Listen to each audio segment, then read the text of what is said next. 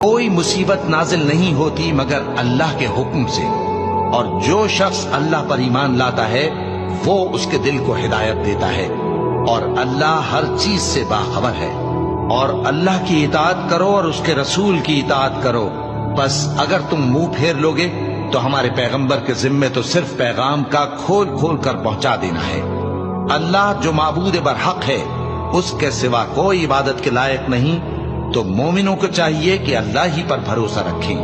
مومنوں، تمہاری بیویوں اور اولاد میں سے بعض تمہارے دشمن بھی ہیں، سو ان سے بچتے رہو،